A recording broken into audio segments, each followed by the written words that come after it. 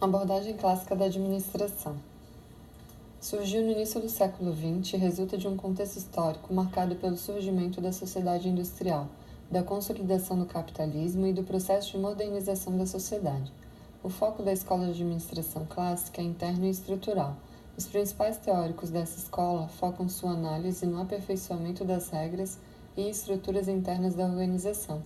Essa abordagem contempla 3 perspectivas: a administração científica, a gestão administrativa e a teoria da burocracia. A administração científica é a perspectiva que usa o método científico para definir a melhor maneira de realizar o trabalho a fim de aumentar a eficiência industrial. Mais conhecida como Taylorismo, foi criada pelo engenheiro americano nascido na Filadélfia, Frederick Winslow Taylor. Taylor iniciou sua carreira profissional como operário. Foi observando os colegas de trabalho no chão de fábrica que começou a desenvolver seus estudos. Como e para que Taylor desenvolveu a administração científica? Taylor utilizou métodos de observação e mensuração. Percebeu que, aplicando uma metodologia científica, conseguiria elevar o nível da produtividade, reduziria o tempo de produção e baixaria os custos. Para isso, o estudioso entendeu que era necessário uma padronização dos métodos de trabalho e uma melhor forma de remuneração dos trabalhadores. O estudo de tempos e movimentos. Em 1903, Taylor publicou o livro Administração de Oficinas, onde apresentou o estudo de tempos e movimentos. Com esse estudo, Taylor buscou a racionalização do trabalho, a fixação de tempos padrões, a eliminação de movimentos inúteis, a seleção e treinamento de pessoal mais eficaz e racional, tornando-o especializado, maior eficiência e maior rendimento do trabalhador, fixação e equidade de salários e concessão de prêmios, e a conciliação do interesse da organização com o interesse dos trabalhadores. Princípios da administração científica. Em 1911, Taylor publicou o livro Princípios da Administração Científica. No livro, Taylor denuncia o desperdício, a falta de homens eficientes, preparados e treinados, e a falta de uma ciência da administração com normas, princípios e leis claramente definidos, que pudessem dar conta da falta de eficiência nacional.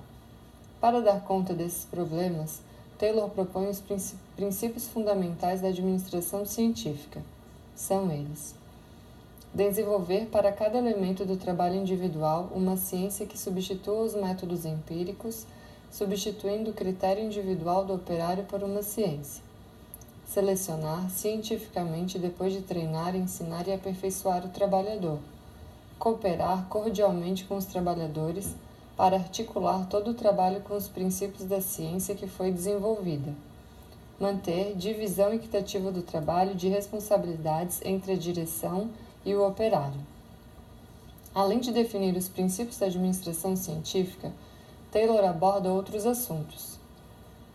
São eles: lei da fadiga, diminuição da fadiga e dos problemas de saúde dos trabalhadores, seleção de pessoal, onde para cada tipo de trabalho deve-se escolher o homem mais apropriado para desempenhá-lo, padronização de instrumentos e ferramentas, pagamento de gratificações e prêmios, planejamento do serviço, supervisão funcional, cooperação do trabalhador no aperfeiçoamento de métodos de trabalho e a população como beneficiária da administração científica, onde a maior parte beneficiário do emprego dos métodos científicos de administração será o público em geral.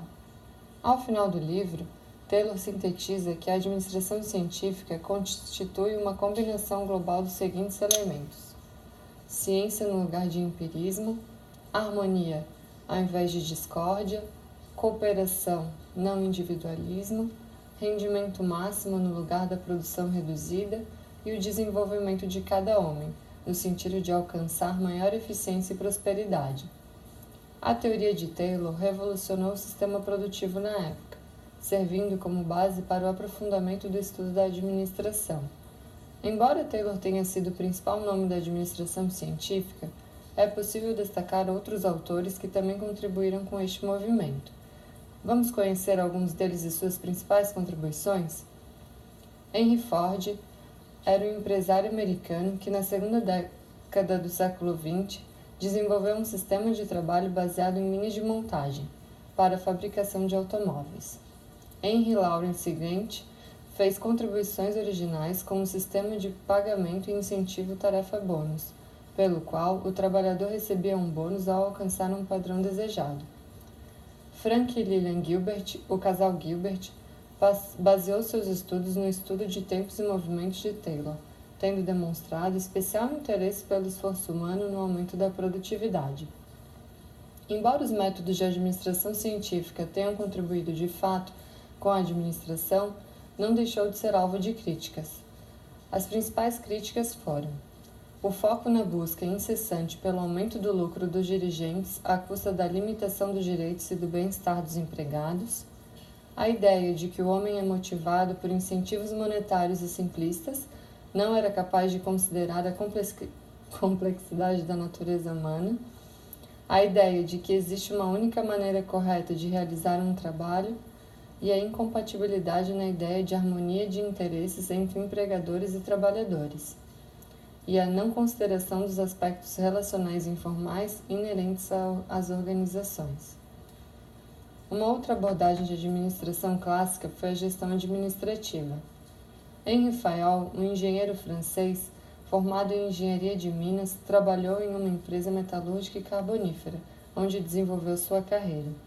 Fayol desenvolve uma perspectiva de administração que se baseia no olhar da alta gerência, tendo sua atuação profissional sempre sido voltada ao nível diretivo. Em 1916, Fayol publicou o livro Administração Industrial e Geral.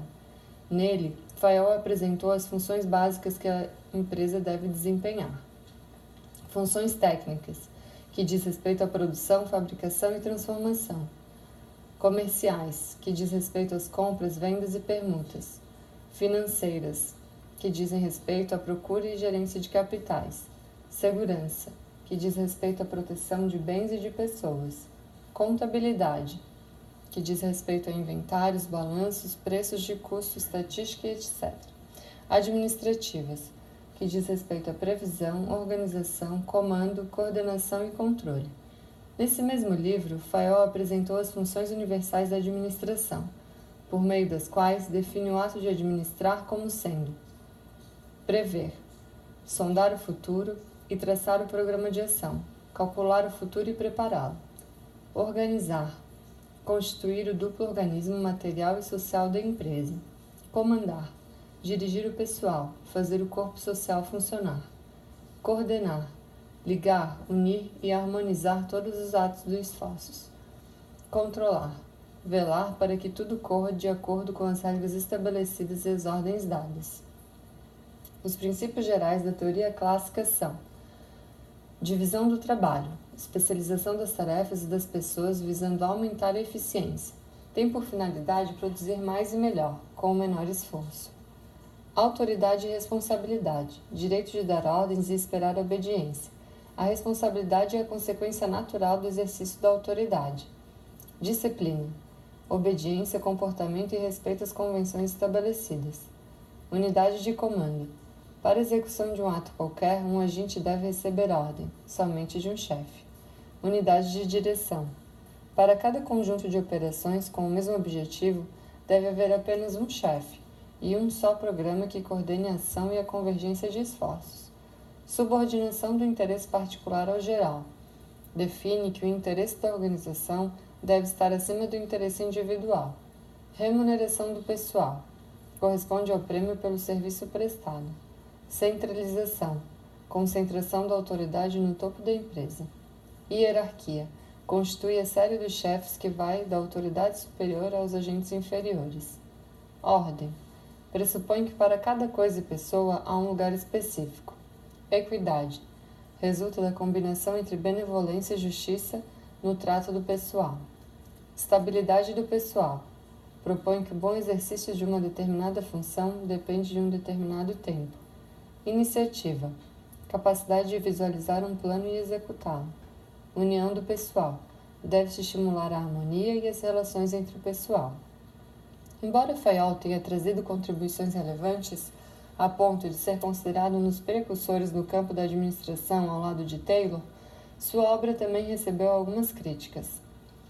São elas: a coincidência em seus princípios, elementos e deveres, a confusão entre estrutura organizacional e processo administrativo, a extrema dependência da burocracia do topo para a base, o fato de fundamentar seus conceitos nas observações e no senso comum, ou seja, com ausência de rigor científico, o racionalismo extremo, a organização é vista como um meio para se atingir a eficiência técnica e econômica, o fato de enfatizar apenas os aspectos formais da organização, o fato de que a organização é vista como uma máquina e as pessoas são as peças que a fazem funcionar, e a colocação em prática ou não dos princípios administrativos que trarão como consequência determinados efeitos ou consequências numa correlação determinística, e o fato de que a organização é vista como um sistema fechado,